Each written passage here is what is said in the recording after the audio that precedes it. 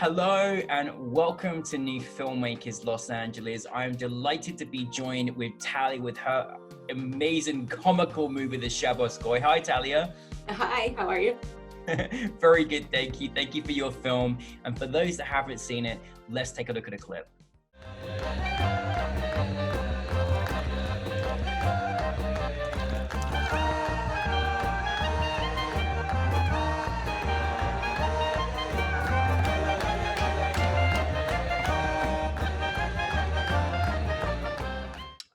Talia, I honestly, I loved your film. I needed at that moment in time just to fall out laughing and just be embraced by these incredible characters that you create and brought to this film. Thank you so much. Thank you. No, honestly. But for those that haven't seen it, tell us a brief synopsis of your film. So it is about a young Orthodox woman who is having her engagement lunch where her family is meeting her fiance's family. And she gets into a predicament. There are all these rules around the Sabbath that Orthodox Jews can't break, including not being able to turn on or off electricity. So without giving too much away, I'll say there's something quite embarrassing that goes off that turns on and she can't turn it off. So she needs to sneak out into the neighborhood and find a non-Jew who is allowed to turn it off, and comedy ensues. Well, listen, it's one of these films that I'm laughing just remembering these moments in the film. It's so good. And at the same time, you don't want to give too much away because you have to experience it to watch it. But it really is quite brilliant and some fantastic performances. I wanted to know, where did dare I ask in this situation, where did the inspiration come from in creating the project?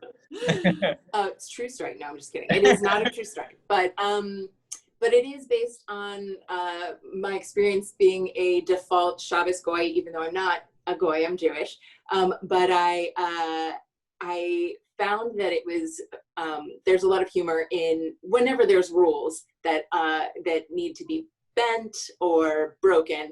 It's an opportunity for comedy. And I'm in a band, a duo called The Wellspring, and my bandmate's Modern Orthodox. So when we toured, he wasn't allowed to play on the Sabbath.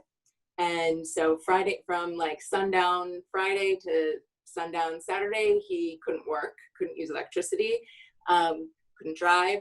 So we would have to adjust our tour to that. And so there were all these little things that, for instance, like if he needed the light turned off or on, he couldn't ask me because you're not allowed to ask another person to do it for you. But there were insinuations and ways in which and also I knew what needed to be done. And so I could do it. And I just thought that there were little funny things to workarounds. And the biggest workaround for Shabbat is having a Shabbos Goy, having a non-Jew. So I was just thinking of what the funniest situation would be in which we could meet an Orthodox family and introduce a Shabbos Goy into the situation. And so it all kind of worked from there. I love it. I love that you played on the whole rules because, every different facet of religion has rules that go on. And actually, I love this idea of just not using electricity and having a day. And I think that's such a brilliant thing anyway. I think we could all do with that in our worlds anyway. So I love that. And I love how you work around your band and you support each other. And that's so beautiful. This is a great, situation. And, I just kind of love the world you took us in, just everybody around the table and that whole experience. And can you tell us a bit about your cast? Because your leads, but your ensembles, it just was this wonderful combination of a brilliant movie. I really, really enjoyed it. Tell us about how you brought your cast together. Thank you. Yeah, well, so when I wrote it, I immediately thought of Milana Vaintrub, who is plays Hannah, the lead character. And she is someone that I had met when I first moved back to LA after I had been living in New York, working in producing. And we met at a Shabbat, and then since then she's taken off, and a lot of people know her from the AT&T phone commercial campaigns, but she's been in a ton of other, you know, she was in This Is Us and Love and Silicon Valley, and she's just a great comedic actress and also just incredibly smart. She writes and directs as well, and she's just very talented. And so it was a kind of a no-brainer. I was thrilled when she agreed to do it. The only other person I knew who acted in it was the woman who plays her sister, Tammy Sager, who is also a writer. She's written on like 30 Rock and How I Met Your Mother, a bunch of stuff, but she is a hilarious actress, as you can see in the short. She steals every moment she's on screen. And so the truth, everybody else though was through casting director. Yeah, no, I mean, it just fitted also. Everybody just had like a moment of greatness that I really appreciate and loved it. And I love that you just built this, you know, great team together. It was really special. Because I mean, you know, listen. I will say, actually, I didn't know that I knew the actor who plays her fiance. But I knew him as a child. And his father is the rabbi of the Orthodox synagogue back in Orlando where I grew up, but I didn't know that when I hired him. I just was like, oh, this guy knows this world. Like he's the most believable as an Orthodox Jewish man, a young man. And then after I cast him, he emailed me. He was like, what a small world. I was like, wait a minute, that's amazing. So it is a small world. Well, it was fascinating to watch as well, because, you know, I recognize some of the areas, and there's a wonderful, great Orthodox Jewish community here in Los Angeles, and I think I'll be forever looking out, thinking of your film in those scenarios. if anyone's ever trying to find someone in uncertain situations, it was brilliant. But for you as a director, like, you know, obviously comedy is certainly, you know, it has to be something that's articulated well. I'm just so curious, like, when you're working with something that's got so many moments in there in such a short space of time, how do you work with your actors? Like, are you quite hands-on? Do you let people play? Do you let them improvise? How does it work for you as a director? Well, I like to generally get like one take that covers how I have it in the script, but also when you have actors like that, they can come up with gold if you give them the space. And so I was cross shooting for a lot of it, so that if they improv something, I would be able to get it on camera and have the reactions. So we most of what's in there was on the page. I also had alt joke lines that I would throw out to test out. And then, you know, but also some of it came from one of the jokes I think came from their chemistry read when Milana and Devere read together. And they improv to let the scene go on a bit long, and they had a hilarious moment that ended up making it into the script and then film. So yeah, everybody knows what their goal is in every scene. And then once you have that kind of clarity and everyone's on the same page, like, it's fun to play with the different choices you can make. No, definitely. I mean, I know obviously your experience in your field. I was just curious. I mean, you know, how was there any challenges that you kind of faced in making this particular project, or was it kind of all plain sailing easy?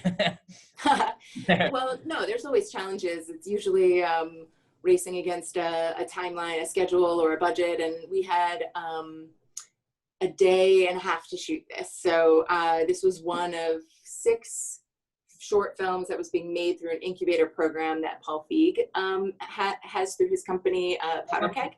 Yeah. And so the 6 of us had a lot of overlap in crew, but within like, I think 2 weeks, we all were scheduled to shoot.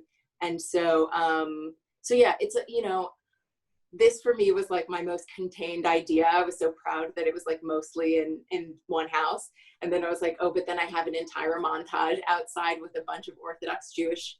I need like enough Orthodox Jewish people to sell the neighborhood as being, you know, what it is, and having her have trouble finding a non-Jew. And so, but it was great. We timed it for, I needed it to be on a holiday. so that everything would be closed, and because the stores wouldn't be open and people shouldn't be going in and out. And then it also allowed us to kind of time it so that we would be able to maximize the number of like natural extras background, and by just having people in that community going to and from temple. And, you know, fortunately, everyone was very kind and not upset by the fact that we were shooting in the neighborhood. I'm sure in LA everyone's used to it, but yeah. So timing that, and then just, you know, I also had kids in the first scene, and just the timing of like making sure that we got everything, but it was great. I had such a talented crew, and we were able to prepare well, and it all went, you know, fairly smoothly. Yeah, no, absolutely. And you know, I just think it was such a joy to watch, you know what I mean? Like it really was. I think, you know, just we need some really good-hearted warmth, and you know, and what I just want to know from, like, because it's such a reactional piece, you can't help but react to what you're experiencing in your film, which I love so much. What's the experience been like? We'd loved having you at New Filmmakers LA. We can't wait to have you in person for the next one. But what's the experience been like for you sharing your film with us and other film festivals and people? Well, it's been amazing because, you know, you spend a lot of time editing, and I watched it, I don't know how many hundreds of times, and tweak and tweak and tweak. And if somebody hadn't been like, now it has to be turned in, I probably would have continued to do it. But you know, at some point you're like, I think this is funny. I don't know anymore because I've seen it so many times.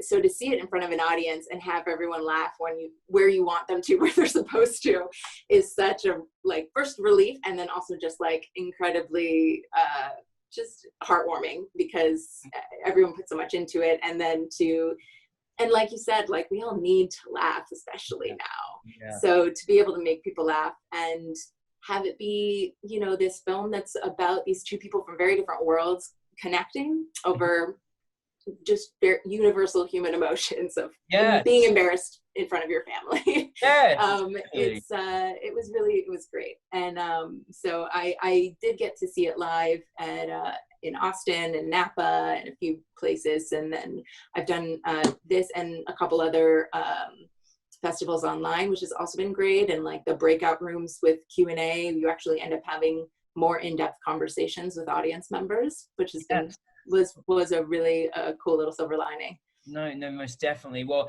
the only thing that I felt watching your film, I just, as I said, I fell in love with this world that you created, and I was left wanting more, and I didn't want your film to end at all, because I was like, no, I want more from these great characters. So leads me on to say, what is next for you? What is going on? What more are you giving us, please, Talia? Well, I'm glad you feel that way, because I am writing the feature based on the Shabbos Goy short, and because I too wanted more from these characters. I felt like there's a lot more for them to learn from each other and to learn about themselves, and for us to learn from them, and just like a good time to be had. So I'm working on that now. And I'm writing a pilot, and going up for different directing jobs, which is starting to open up again now that production has kind of figured out how to handle the COVID part of that new challenge that we're all facing. I'm so glad, so happy for you, because honestly, like, it must feel amazing as a writer to create characters that are so good that you leave your audience like needing more. Like, I mean, it's your mind, it's your heart, you know, you put so much into it. Like, I'm so happy that, you know, we're all like, give me more, please, Talia. We're not done yet, okay? So that's a great credit to you. Listen, I know you obviously accomplished many different things in your career, and I really enjoy speaking with you, but I just want to finalize. There are a lot of people out there that I'm sure would love to follow in your footsteps, would love to understand how you get through as a filmmaker and what keeps drives you. So I just wanted to know if you got any advice you could give to anybody out there to help them on their journeys to accomplish their creative dreams. I think everybody has a different path. So if you see one person's path and you're like, well, I didn't do that, or I don't have that background, or I don't have that skill, that's not the only way to do it. I happened to go to film school. I started as an actor. I kind of have had this windy road of like to me, I just knew I wanted to be a storyteller, and I have done it in lots of different ways. I wanted to master all the different aspects of it, and now I'm bringing it back full circle to directing, which is what I went to film school for. But I was a producer and composer, and so you can come at it from any angle, make it yours, and just put one foot in front of the other. Don't let any of the voices that have negativity, like, just try and push through them. We all have them, and it's just a matter of moving through, finding your own angle and what makes your voice unique. And yeah, just find people like you guys who champion filmmakers, and get to know people and find partners that help inspire you. And I'm in a writing group that meets every Sunday now, that has been really helpful in COVID to, like, keep me going. We all encourage each other. It's nice to build a little community. So if you can do that, that's also good. This is terrific advice, and I love that you're utilizing all your different talents, and it's your journey. It's your own. I love that you said it's your own path, because I think we're all trying to emulate other people's, and you're on your own journey, and your advice helps others as well. So Talia, I really can't wait to see the feature, so please don't let it be too long. I'm so excited, like I really am, and thank you for bringing it to New Filmmakers and being part of our filmmaking family, and we're looking forward to seeing much more of your projects. So thank you very much. Thank you. Thanks for including me. It's been a lot of fun.